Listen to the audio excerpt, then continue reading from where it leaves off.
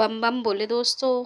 मैं जब उस घर के अंदर जनगणना करने के लिए पहुंची तो एक लड़की आधी कुंडी खोलकर मुझे देखकर डर गई थी और वहां से भाग गई। तभी एक बूढ़ी अम्मा लंगड़ाते हुए आकर बोली, मैंने पहली बार भी कहा था हमें कोई जनगणना नहीं करवानी है। मैंने कहा, आप आपके यहाँ पहले कोई और आया होगा, मैं पहली बार यहाँ पर आई हूँ, बस आपके परिवारजन के नाम लिखवाने हैं, तो बस आप सबके नाम बता दीजिए। उन्होंने अपने घर का दरवाज़ा खोला और मुझे घर के अंदर ले आई। वहाँ मुझे वह जो लड़की पहले मिली थी वह तो प्रेग्नेंट दिख रही थी, मगर कुछ ठीक सी नहीं थी, अजीबोगरीब सी हरकतें कर रही थी। मैंने उनसे सभी घर वालों के जब नाम पूछे और जैसे ही मेरे उस लड़की से बात करना शुरू किया और पहला बच्चा है तुम्हारा, तो बोली, बच्चे पैदा होते हैं और थोड़ी देर बाद में मर जाते हैं। उसने ऐसे कई बार बोला। मुझे वह लड़की बहुत लाचार और मासूम दिख रही थी। तभी उस बूढ़ी अम्मा ने जोर से चिल्लाई और वहां से उसे डराकर भगा दिया। वहां से तभी एक आदमी आया और कहने लगा, यह कौन? तो उन्हें अम्मा ने कहा, यह बस हमारे यहाँ पे सदस्यों का नाम लिखने के लिए आए हैं। आदमी मुझे देखकर मुझ पे ही चिल्लाने लगा और गुस्से में मुझे कभी यहाँ किसी काम के लिए आने से मना कर दिया था। परिवार मुझे वह बड़ा ही अजीब सा लगा। घर में एक बेचारी लड़की माँ बनने जा रही थी। मदद की जगह वह उन्होंने मुझे वहाँ से भगा दिया। मेरा नाम शशि है। मैं अपनी पढ़ाई पूरी करके अपने घर से दूर मुंबई में रह रही थी। यहाँ मुझे एक टीचर की जॉब मिल गई थी। मुझे पढ़ना बहुत पसंद था, मगर मेरे परिवार वालों को मेरा काम करना पसंद नहीं था, इसलिए मैं उनसे दूर रह रही थी। मेरी माँ रोज़ रोज़ फ़ोन करके मुझे घर पर बुलाती थी, क्योंकि उन्होंने मेरे लिए एक लड़का देख रखा था। मैं उस लड़के को पहले से ही जानती थी। मोहन नाम था उसका। उसने ही पहले मेरे परिवार वालों से कहा था काम ना करवाने के लिए। उसे भी मेरा काम करना पसंद नहीं था कि औरत बाहर जाकर काम ना करे। मैंने उनसे साफ साफ कह बोल दिया था कि मैं अभी मोहन से शादी नहीं करूँगी, और अगर वह मुझसे शादी करना चाहता है तो मेरे इस काम को भी उसे अपनाना होगा, नहीं तो अपने लिए वह कोई और लड़की पसंद कर ले। मैं अपने काम से बहुत प्यार करती थी। वह मासूम बच्चे मुझ जिनकी मासूम मुस्कान में कोई छल कपट नहीं होता, वह तो खुद भगवान का रूप होते हैं। मैं किसी भी बच्चे के साथ दोगलापन व्यवहार नहीं करती थी, सबको एक सम्मान मानती थी। लेकिन जब आज मुझे प्रिंसिपल सर ने बाहर जाकर पूरे इलाके की जनगणना करने के लिए भेजा, तो पहले मैंने मना किया, मगर फिर जब उन्होंने मुझे समझाया, कब तक घर से स्कूल और स्कूल से घर जाती रहोगी, थोड़ा बाहर की दुनिया भी देखो, लोगों को भी जानो। मैंने फिर अपना बैग उठाया और जनगणना करने जाने लगी।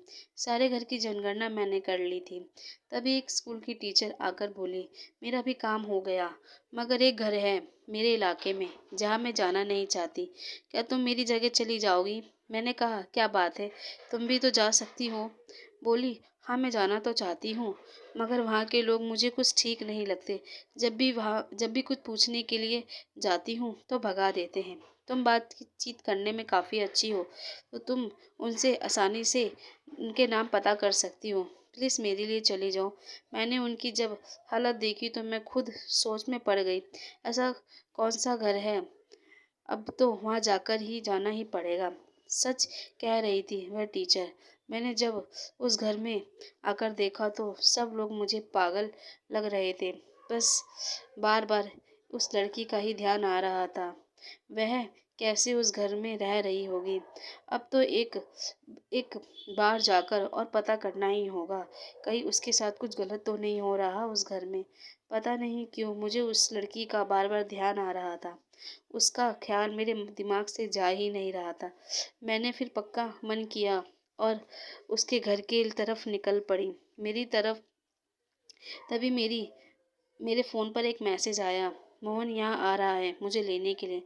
लेकिन मैं उस मैसेज को अनदेखा कर दिया और उस घर के लिए फिर से चली गई पूछताछ के लिए। वहाँ तभी पहुंची, घर पर वह आदमी नहीं था, बस जो मुझ पर चिल्ला रहा था। उसकी अम्मा ने फिर मुझे घर के अंदर बुला लिया। मैंने बातों ही बातों में उनका पूरा घर देखने लगी थी। जब पूछा मधु कहाँ है, तो वह बोली आज वह कमरे से बाहर नहीं आएगी, उसकी तबीयत ठीक नहीं है। मैंने कहा तो उसे हॉस्पिटल लेकर जाइए।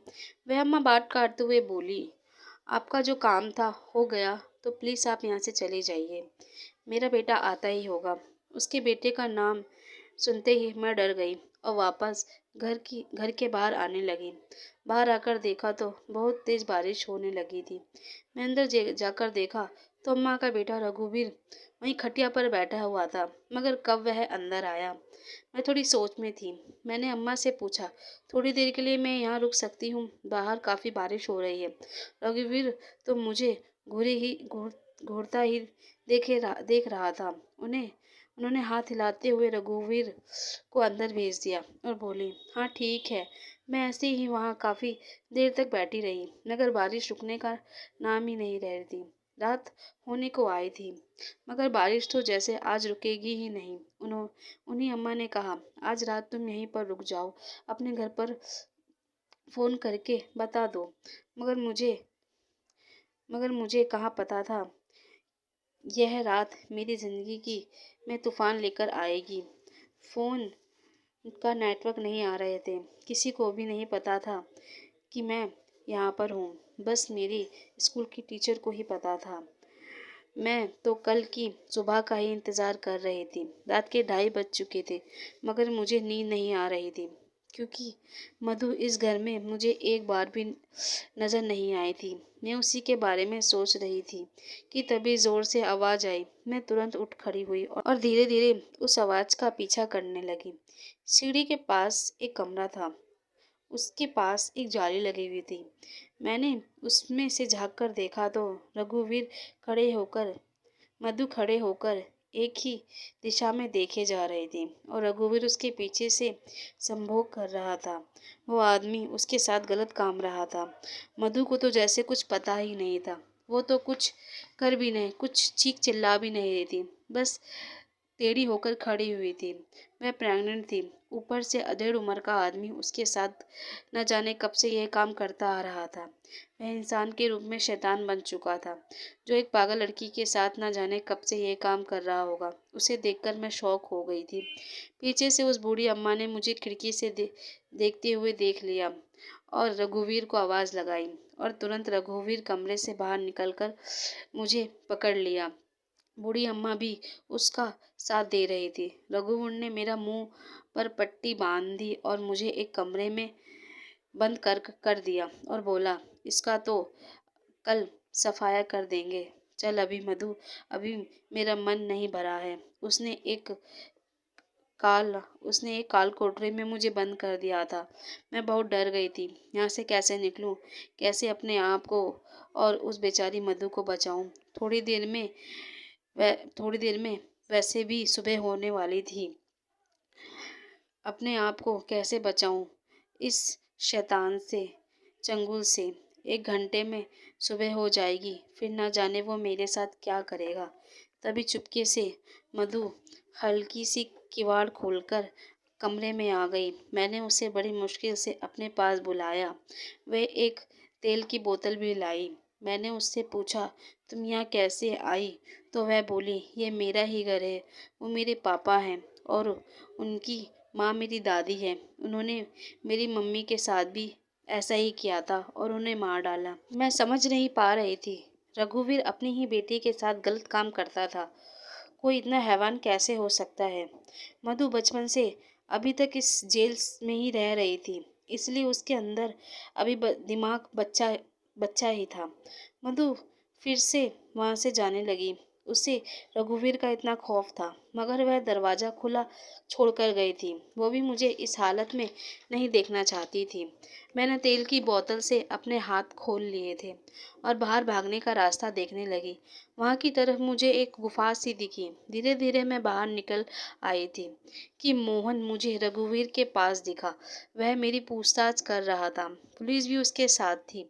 मैंने मोहन को वहीं से आवाज़ लगाई। मोहन ने पीछे मुड़कर जब देखा तो रघुवीर वहाँ से भागने लगा। पुलिस वालों ने उसे फिर पकड़ लिया और मैं वहीं पर बेहोश हो गई।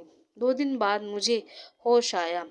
मैं हॉस्पिटल में थी और रघुवीर मेरे पास ही बेड पर था। तभी मेरी स्कूल की टीचर मेरे पास आई और बोली, मैंने मना किया था तुम्हें उस घर में दोबारा जाने को। वह घर ठीक नहीं था। वो तो शुक्र है कि मोहन तुम्हें ढूंढते हुए स्कूल में आ गया और मैंने उसे सारी बातें बता दी और हम सारी सही वक्त पर वहाँ पर पहुँच गए।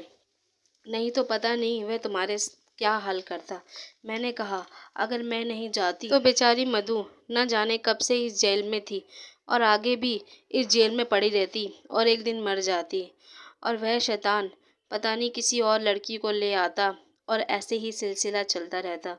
मधु जैसी पता नहीं कितनी लड़कियों को वह अपना शिकार बना लेता, लेकिन डर डर के जीने से अच्छा है एक बार में ही मर जाओ।